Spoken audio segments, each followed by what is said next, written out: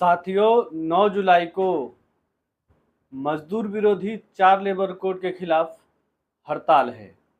नमस्कार, मैं संजीत आप सभी का स्वागत करता हूं हमारे फिर से एक नए वीडियो में। 9 जुलाई को पूरे देश भर में मेहनत कश वालों का हड़ताल का आह्वान है। इन मजदूरों को कुछ अहम मांगे हैं जिसकी संख्या लगभग 12 से 13 मांगे हैं, जैसे कि 4 लेबर कोड रद्द किया जाए, 8 घंटे कार्य दिवस की सुरक्षा किए जाए, ठेका आउटसोर्सिस कर्मचारियों को नियमित किया जाए, सुप्रीम कोर्ट के आदेश के अनुसार समान काम का समान वेतन दिया जाए, कार्यस्थल पे महिलाओं को सुरक्षा दिया जाए, न्यूनतम वेतन घोषित किया जाए, एनपीए को रद्द किया जाए और ओपीएस को लागू किया जाए। आशा, आंगनवाड़ी, मिड डे मील वर्करों को मजदूर माना जाए।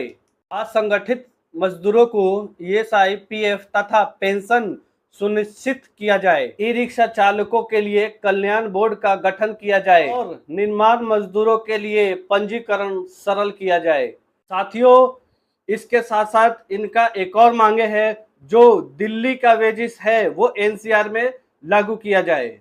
साथियों, ये सारी मांगों को लेकर मजदूर 9 जुलाई को हड़ताल करेंगे। दरअसल उद्योग में काम करने वाला मजदूर, ई रिक्शा चलाने वाला मजदूर, रेड़ी पटरी चलाने वाला मजदूर, लोडर अनलोडर का मजदूर, रोड बनाने वाला मजदूर, वो इन तमाम मजदूरों का आह्वान है 9 जुलाई के देश भर के हड़ताल का आह्वान। साथियों, मजदूर वो ताकत है जिसके बदौलत हिंदुस्तान की पूंजी से सुई से लेके हवाई जहाज चलता है, रोड से लेके मेट्रो, बस से लेके हवाई जहाज, हर मजदूर की देन है। एक एक कपड़ा जो मजदूर लाखों रुपए में बनाता है, उसको उतना पगार नहीं मिलता कि उसके अपने परिवार को वो कायदे से कपड़ा पहना पाए, सुंदर अपने बच्चों को कपड़ा पहना पाए। इसीलिए जरूरी है साथियों 9 जुलाई की हड़ताल को कामयाब बनाएं। इसलिए जरूरी है साथियों 9 जुलाई की औद्योगिक हड़ताल, देश भर के तमाम उद्योगों के मजदूरों की औद्योगिक हड़ताल है। इस हड़ताल को सफल बनाइए, इस हड़ताल को अपनी ताकत का परिचय दीजिए, क्योंकि जहां संघर्ष है वहां पर कानून लागू होता है, जहां संघर्ष नहीं है वहां पर मालिकों की कानून, मालिकों की मनमानी, वहां पर पूंजीपतियों का कानून, पूंजीपतियों की मनमानी होती है।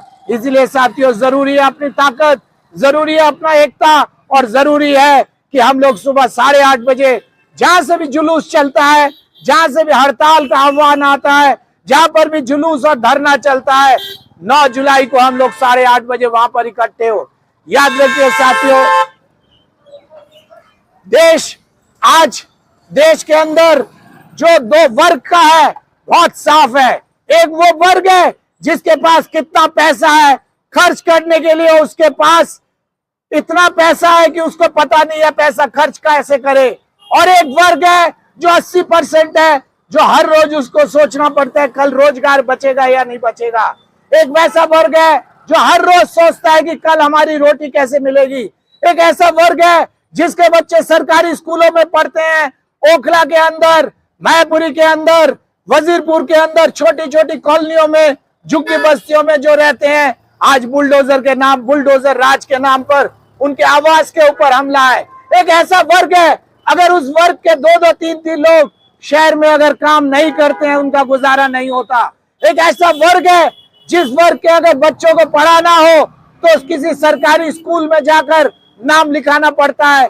ऐसा एक वर्ग है जिस वर्ग को 12 घंटे अगर काम ना करे, ओवर टाइम अगर ना करे, रविवार के दिन अगर काम ना करे, छुट्टी के दिन अगर काम ना करे, उसके पूरे महीने का पगार पूरा नहीं होता, पूरे महीने की आमदनी पूरी नहीं होती।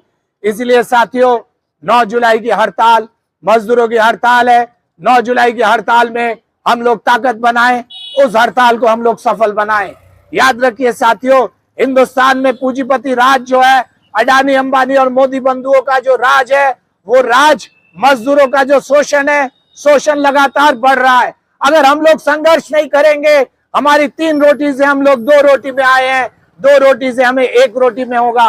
12 घंटे काम कराया जा रहा अनिवार्य तौर से, अगर आप 12 घंटे काम न करें, अगले दिन आपको जो नौकरी से बाहर होना पड़ता है। 10 घंटे अगर आप काम न करें, अगले दिन जो आप सब कहा जाता है कि कल अगले दिन मत आना, लाखों की तादाद में मजदूर गांव से चलकर शहर में आता है।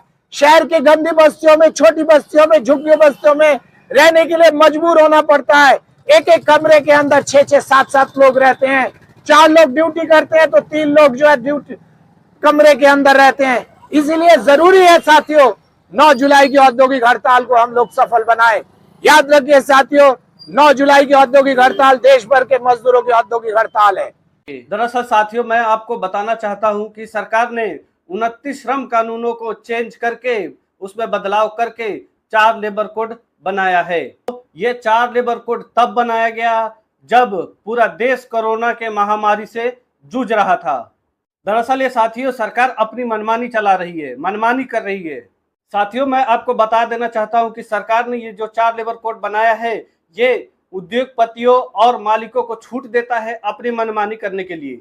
मेरे प्यारे मजदूर साथियों, अगर ये 4 लेबर कोड लागू हो जाती है तो मजदूरों का भला मालिकों को दया पर निर्भर होगा। साथियों, ये सरकार ने लगातार सार्वजनिक क्षेत्रों को बेचना शुरू कर दिया है।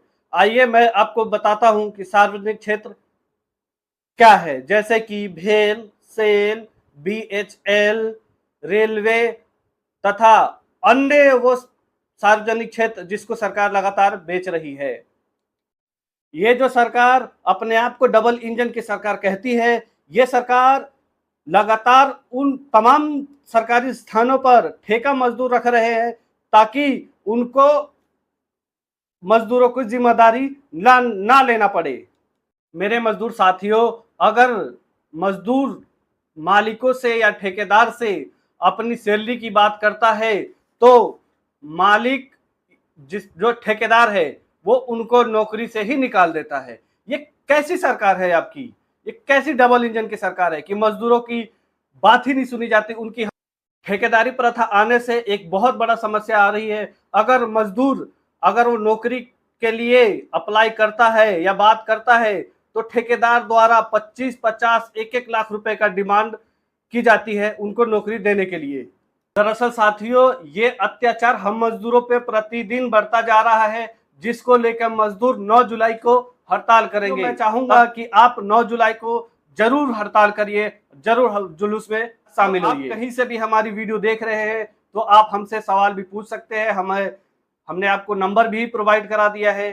साथियों, मैं आपको बताना चाहता हूं कि 9 जुलाई को लेकर हमने कुछ पर्चा छापा है जिसमें सारी मांगे लिखी हुई है। मैं आपको बता देना चाहता हूं, आप मेरे व्हाट्सएप पे ये पर्चा का पीडीएफ लेके पूरा पढ़ सकते हैं। मैं आपसे अपील करूंगा कि 9 जुलाई को आप जरूर हड़ताल में शामिल हो और इन मालिकों को और इन सरकारों को अपनी हक की बात रखें।